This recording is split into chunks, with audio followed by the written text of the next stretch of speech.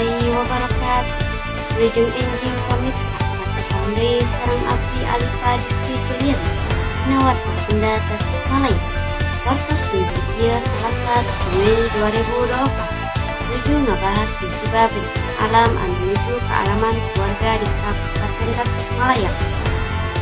Bencana pergerakan pada langsung di Marga Muda, Desa Cikondang, Kecamatan Ciniam, Kabupaten Tasikmalaya.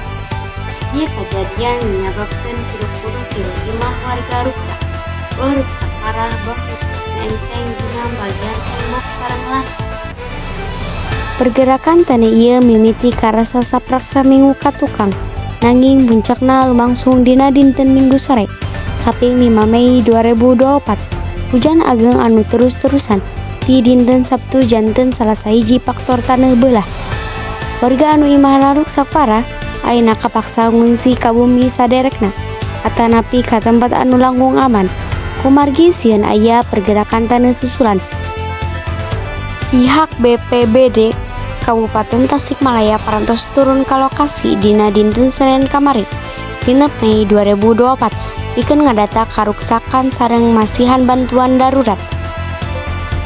Pamarentahan satempat ngaharepkeun warga tetep waspada, khususna anu cicing di wewengkon pasir atanapi teras sering. Sakitu warta anu tiasa sampun dina dinten Salasa 2 Mei 2024 ieu.